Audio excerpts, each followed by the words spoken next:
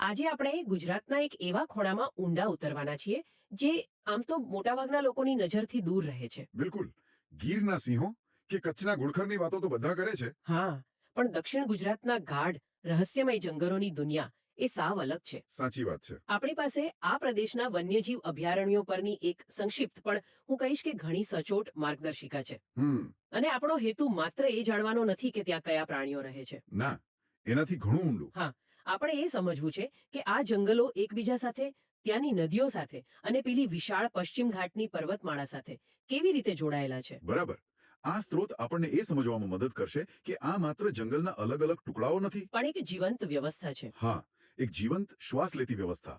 એક એવી જગ્યા જ્યાં પર્વતો, નદીઓ અને વરસાદ આ બધું મળીને એક અનોખું જ વિશ્વ રચે છે. તો ચાલો દક્ષિણ ગુજરાતના આ લીલા ધબકારાને નજીકથી અનુભવીએ. ચોક્કસ. તો પછી આપણે આ સફરની શરૂઆત કરીએ શુલપાણેશ્વર વન્યજીવ અભયારણ્યથી. શુલપાણેશ્વર. સ્ત્રોત કહે છે કે તે નર્મદા જિલ્લામાં છે અને 1982માં તેની સ્થાપના થઈ. પણ મને એક વાત બહુ રસપ્રદ લાગી. કઈ વાત? તેનું જૂનું નામ ડુમખલ અભયારણ્ય હતું. અચ્છા, હા. તો મારા મનમાં એ સવાલ થયો કે નામમાં આ ફેરફાર શું સૂચવે છે? શું માત્ર નામ જ બદલાયું કે પછી તેની ઓળખ પણ કંઈક બદલાય? આ ખૂબ સારો પ્રશ્ન છે. અને જુઓ, ઘણીવાર આવા ફેરફાર પાછળ એક મોટો વિચાર છુપાયેલો હોય છે. જેમ કે ડુમખલ એક સ્થાનિક નામ હતું, પણ શુલપાણેશ્વર ભગવાન શિવ સાથે જોડાયેલું નામ છે. ઓ હા, તો આ ફેરફાર કદાચ આ વિસ્તારના સાંસ્કૃતિક અને ધાર્મિક મહત્વને ઉજાગર કરવા માટે થયો હોય, તેને એક વ્યાપક ઓળખ આપવા માટે. બરાબર.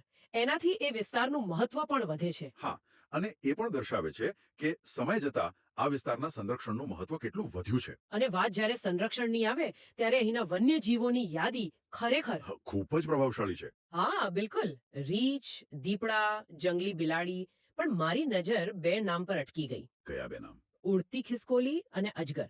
મતલબ ઉડતી ખિસકોલી. હા. એક મિનિટ, એ શું સાચે જ આમ પક્ષીઓની જેમ પાંખો ફફડાવીને ઉડે છે કે પછી એની રીત અલગ છે? ના ના, એવું નથી. કારણ કે મારા મગજમાં તો એવું ચિત્ર આવે છે કે જાણે પાંખો હોય એને. પણ એ તો સાચું ન જ હોઈ શકે, ખરું ને? તમારી કલ્પના આમ તો થોડી ફિલ્મી છે, પણ સાચી દિશામાં છે. અચ્છા. ઉડતી ખિસકોલી વાસ્તવમાં ઉડતી નથી, પણ સરકે છે. સરકે છે? હા, તેના આગળના પાછળના પગ વચ્ચે ચામડીની એક પાતળી પડદી હોય છે, જેને પેટાજીયમ કહેવાય છે. જ્યારે તે એક ઝાડ પરથી બીજા ઝાડ પર કૂદે છે ત્યારે તે પોતાના પગ ફેલાવે છે, એટલે પેલી ચામડી એક પેરાશૂટની જેમ ખુલી જાય છે. ઓહ વાહ, અને તે હવામાં લાંબા અંતર સુધી સરકી શકે છે. આ એક અદ્ભુત અનુકૂલન છે. ખરેખર અદ્ભુત. શિકારીઓથી બચવા માટે? હા, અને ઝડપીથી ખોરાક શોધવા માટે પણ. શુલપાણેશ્વર જેવા ગાઢ જંગલોમાં જ તેને આવું વાતાવરણ મળે છે. વાહ, આ તો જાણવા જેવું હતું. હવે જ્યારે હું શૂલપાણેશ્વરનું નામ સાંભળીશ ત્યારે મને હવામાં સરકતી ખિસકોલી ચોક્કસ યાદ આવશે. બરાબર. પણ સ્ત્રોત તેના ભૌગોલિક સ્થાન પર પણ ભાર મૂકે છે. તે સાતપુડાની પર્વતમાળામાં છે. અને નર્મદા નદીના કેચમેન્ટ એરિયામાં. હા, આ કેચમેન્ટ એરિયા શબ્દ થોડો ટેકનિકલ લાગે છે. સામાન્ય શ્રોતા માટે એનો શું અર્થ થાય? ચલો એને એકદમ સરળ રીતે સમજીએ. હા કહો. શુલપાણેશ્વરના પર્વતો અને જંગલોને એક વિશાળ કુદરતી સ્પોન્જ તરીકે કલ્પો. કુદરતી સ્પોન્જ? અચ્છા. જ્યારે વરસાદ પડે છે ત્યારે આ જંગલ એ પાણીને સીધું વહી જવા દેતું નથી. જમીન, વૃક્ષોના મૂળ આ બધું પાણીને શોષી લે છે. પછી આ સ્પોન્જ ધીમે ધીમે આખું વર્ષ પાણીને જળાશય સ્વરૂપે છોડતું રહે છે, જે આખરે નર્મદા નદીમાં ભળે છે. મતલબ કે નદીને આખું વર્ષ પાણી મળતું રહે? બરાબર. જો આ જંગલો ન હોય તો વરસાદનું બધું પાણી એક સાથે નદીમાં ધસી આવે. અને પૂર આવે? હા, કાં તો પૂર આવે અથવા તો ઉનાળામાં નદી સુકાઈ જાય. આમ શુલપાણેશ્વરનું સ્વાસ્થ્ય એ નર્મદા નદીની જીવાદોરી છે. આ સમજૂતીથી આખું ચિત્ર સ્પષ્ટ થઈ ગયું. એટલે કે જંગલ માત્ર પ્રાણીઓનું ઘર નથી. ના, એ નદીનું ઉદ્ભવ સ્થાન અને નિયંત્રક પણ છે. અને હા, એ પણ નોંધવા જેવું છે કે આ વિસ્તાર સ્ટેચ્યુ ઓફ યુનિટીની ખૂબ નજીક છે. બહુ જ નજીક. તો એનાથી પ્રવાસનનો મોટો ધસારો રહેતો હશે નહીં? આનાથી સંરક્ષણ માટે કોઈ પડકાર ઉભો થાય છે? ચોક્કસ. આ એક બેધારી તલવાર છે. કેવી રીતે? જુઓ, પ્રવાસનથી જાગૃતિ આવે છે, સ્થાનિક લોકોને રોજગારી મળે છે, એ ફાયદાકારક છે. પણ જો તેને યોગ્ય રીતે નિયંત્રિત ન કરવામાં આવે તો? તો તે જંગલની શાંતિ, સ્વચ્છતા અને પ્રાણીઓના કુદરતી જીવનમાં ખલેલ પહોંચાડી શકે છે.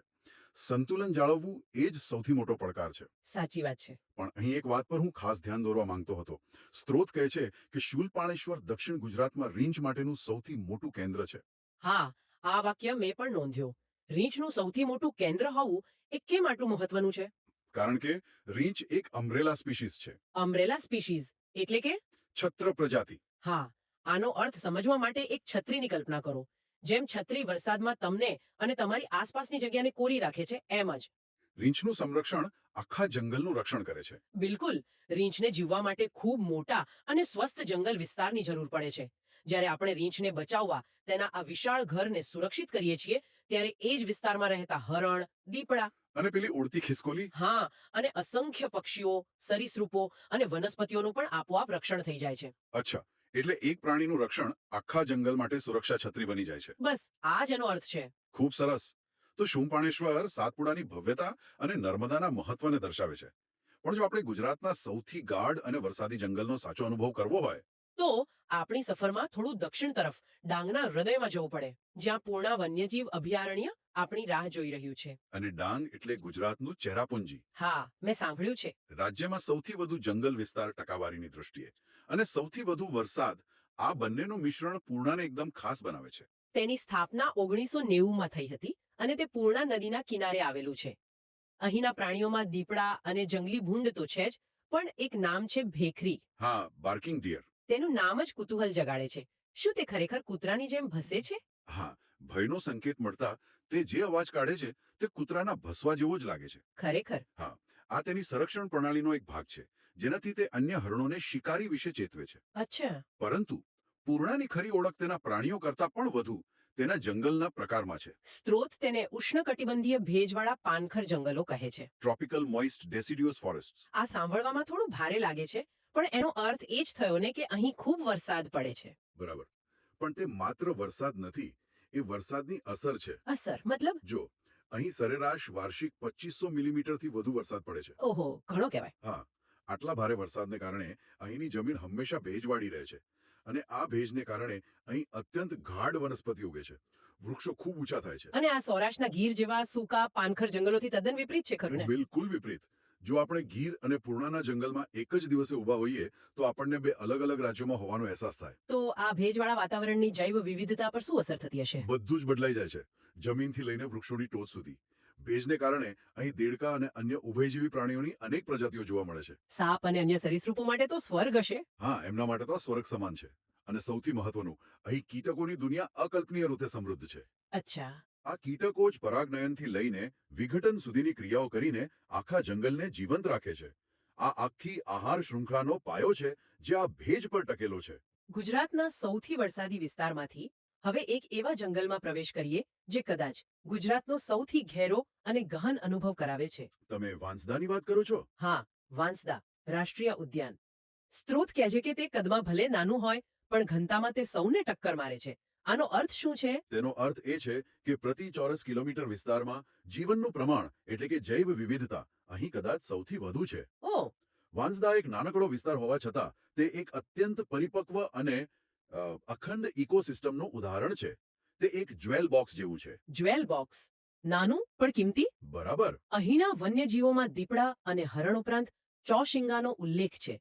4 શિંગડાવાળા કાળિયાર. હા, 4 શિંગડા. આ તો કોઈ પૌરાણિક કથાના પ્રાણી જેવું લાગે છે. તે ખરેખર એક અજાયબી છે. તે વિશ્વનું એકમાત્ર એવું કાળિયાર છે જેને 4 શિંગડા હોય છે. 2 મુખ્ય શિંગડા અને તેની આગળ કપાળ પર 2 નાના શિંગડા. મેં ક્યારે જોયું નથી. તે ખૂબ જ શરમાળ પ્રાણી છે અને તેને ગાઢ જંગલો પસંદ છે. એટલે વાંસદા તેના માટે એક આદર્શ નિવાસસ્થાન છે. પણ વાંસદાની જે ઓળખ તેને ભારતના નકશા પર અનોખી બનાવે છે તે તેના પ્રાણીઓ નહીં, પણ તેના વૃક્ષો છે.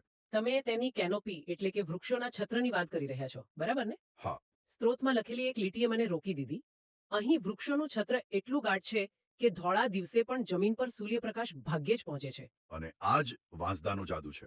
આ કલ્પના કરવી પણ મુશ્કેલ છે. વર્ષોથી અહીં વૃક્ષોને કાપવામાં આવ્યા નથી, જેના કારણે વૃક્ષો પોતાની પૂરી ઊંચાઈ સુધી પહોંચ્યા છે. તેમની ડાળીઓ અને પાંદડા એકબીજામાં એટલા ગૂંથાઈ ગયા છે કે ઉપર એક લીલી ચાદર પથરાઈ ગઈ હોય તેવું લાગે છે. એટલે સૂર્યપ્રકાશ નીચે આવતો જ નથી. ભાગ્ય જ.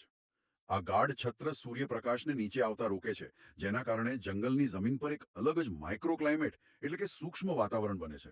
આ સાંભળીને જ એક અલગ અનુભૂતિ થાય છે, જાણે તમને કુદરતી કેથેડ્રલમાં પ્રવેશી રહ્યા હો. હા, બરાબર. જ્યાં બપોરે પણ સાંજ જેવો આછો અંધકાર અને ગહન શાંતિ હોય. એકદમ. તો આ સૂક્ષ્મ વાતાવરણને કારણે નીચે જમીન પર કેવા પ્રકારનું જીવન વિકસતું હશે? ત્યાં એવા છોડ અને ફૂગ ઉગે છે જેમને ઓછા પ્રકાશમાં જીવવાની આદત હોય.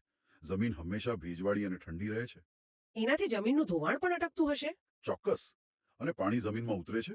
આ ગાઢ છત્ર નીચે અળસિયા, કીડીઓ અને કરોડો સૂક્ષ્મ જીવોની એક આખી દુનિયા ધબકતી હોય છે જે જમીનને ફળદ્રુપ બનાવે છે. મતલબ એક સ્વનિર્ભર સંપૂર્ણ ઇકોસિસ્ટમ. હા, વાંસદા આપણને બતાવે છે કે જ્યારે જંગલને ખલેલ પહોંચાડ્યા વિના વિકસવા દેવામાં આવે ત્યારે તે કેવું અદ્ભુત સ્વરૂપ લઈ શકે છે. આપણે સાતપુડાના પહાડોમાં આવેલા શૂલપાણેશ્વર, ડાંગના વરસાદી જંગલ પૂર્ણા અને વાંસદાના ઘાટ છત્ર હેઠળની દુનિયાની સફર કરી. આ ત્રણેય સ્થળોને જોડતી કડી કઈ છે? આ અભયારણ્યો ભેગા મળીને દક્ષિણ ગુજરાતની કઈ મોટી વાર્તા કહે છે? આપણો સ્ત્રોત આ બધી માહિતીને જોડીને જે ચિત્ર રજૂ કરે છે તે ખરેખર રસપ્રદ છે. તેને આપણે 4 મુખ્ય તારણોમાં સમજી શકીએ. ઠીક છે. પહેલો અને સૌથી સ્પષ્ટ તફાવત છે જંગલનો પ્રકાર. સ્ત્રોત ભારપૂર્વક કહે છે કે દક્ષિણ ગુજરાતમાં ભેજવાળા પાનખર જંગલો છે, જ્યારે સૌરાષ્ટ્રમાં સૂકા પાનખર જંગલો. બરાબર. અને આ માત્ર એક શૈક્ષણિક વર્ગીકરણ નથી. આનો સીધો અર્થ એ છે કે અહીંનું જીવનચક્ર, પ્રાણીઓ, વનસ્પતિ બધું જ સૌરાષ્ટ્ર કરતાં મૂળભૂત રીતે અલગ છે. બીજો મુદ્દો જંગલ વિસ્તારનો છે.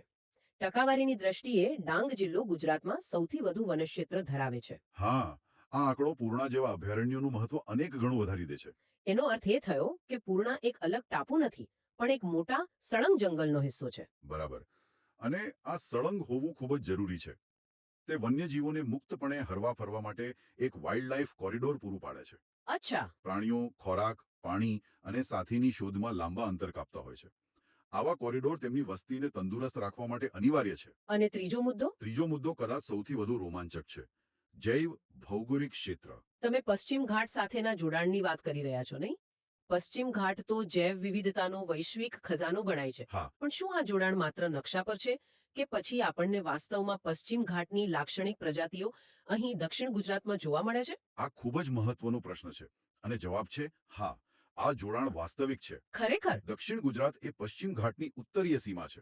આ કારણે અહીં એવી ઘણી પ્રજાતિઓ જોવા મળે છે જે સહ્યાદ્રી પર્વતમાળાની લાક્ષણિકતા છે પણ ગુજરાતમાં બીજે ક્યાંય નથી. દાખલા તરીકે અહીં જોવા મળતા કેટલાક પ્રકારના દેડકા, પતંગિયા અને ઓર્કિડ જેવી વનસ્પતિઓ સ્પષ્ટપણે પશ્ચિમ ઘાટ સાથેનું તેમનું જોડાણ દર્શાવે છે. મતલબ દક્ષિણ ગુજરાત ભારતના એક સૌથી મોટા ઇકોલોજીકલ નેટવર્કની એક નિર્ણાયક કડી છે. બિલકુલ સાચું. અને ચોથો અને છેલ્લો મુદ્દો પ્રાણી વૈવિધ્યનો. આપણે જોયું કે રીંછ અને દીપડા જેવા મોટા પ્રાણીઓ અહીં નોંધપાત્ર સંખ્યામાં છે. અને શૂલપાણેશ્વર તો રીંછનો ગઢ છે. તો આ શું સૂચવે છે? મોટા શિકારી પ્રાણીઓ અને રીંછ જેવા સર્વભક્ષી પ્રાણીઓની તંદુરસ્ત વસ્તી એ વાતની નિશાની છે કે આખી ઇકોસિસ્ટમ સ્વસ્થ છે. અચ્છા. તેનો અર્થ એ છે કે તેમને ખાવા માટે પૂરતા પ્રમાણમાં શાકાહારી પ્રાણીઓ છે અને એ શાકાહારી પ્રાણીઓને ખાવા માટે પૂરતા પ્રમાણમાં ઘાસ અને વનસ્પતિ છે. એટલે કે આખી આહાર શૃંખલા સંપૂર્ણ અને સંતુલિત છે. બરાબર. આમ જંગલનો પ્રકાર, તેનો વિસ્તાર, પશ્ચિમ ઘાટ સાથેનું જોડાણ અને પ્રાણી વૈવિધ્ય આ ચારેય બાબતો મળીને દક્ષિણ ગુજરાતના અભયારણ્યોની એક આગવી અને અત્યંત મહત્વપૂર્ણ ઓળખ બનાવે છે. તો આજે આપણે શૂલપાણેશ્વરની પથરાળ ટેકરીઓથી લઈને પૂર્ણાના વરસાદી ઘાટ જંગલો અને વાંસદાના રહસ્યમય છત્ર સુધીની એક અવિસ્મરણીય યાત્રા કરી. ખરેખર આપણે જોયું કે આ માત્ર જંગલો નથી પણ નદીઓ, પર્વતો અને અસંખ્ય જીવોથી ધબકતી એક જટિલ અને સુંદર દુનિયા છે. અંતે એક વિચારવા જેવો મુદ્દો મૂકીને વાત પૂરી કરું. હા, જરૂર. આપણા સ્ત્રોતે વારંવાર આ અભયારણ્યોનો તેમની નદીઓ નર્મદા, પૂર્ણા, અંબિકા સાથેનો સંબંધ ઉજાગર કર્યો. આ આપણને એક મોટા પ્રશ્ન તરફ દોરી જાય છે. કયા પ્રશ્ન તરફ? આ જંગલોનું સ્વાસ્થ્ય માત્ર અભયારણ્યની સીમાઓ પૂરતું મર્યાદિત નથી. તે સીધી રીતે સમગ્ર દક્ષિણ ગુજરાતની જળ સુરક્ષા અને પર્યાવરણીય સંતુલનને અસર કરે છે. આ જંગલો માત્ર વન્યજીવોના ઘર નથી પણ આ નદીઓને જન્મ આપતી અને શુદ્ધ કરતી કુદરતી ફેક્ટરીઓ છે. સાચી વાત. તો પ્રશ્ન એ છે કે જ્યારે આપણે આ જંગલોના સંરક્ષણ વિશે વિચારીએ છીએ ત્યારે શું આપણે માત્ર પ્રાણીઓના સંરક્ષણ વિશે વિચારીએ છીએ કે પછી આપણે આપણા પોતાના પાણી, આપણી ખેતી અને આપણા ભવિષ્યના સંરક્ષણ વિશે વિચારી રહ્યા છીએ? આ જોડાણને સમજવું એ જ સાચું સંરક્ષણ છે. બિલકુલ. આ એક મનન કરવા જેવો વિષય છે.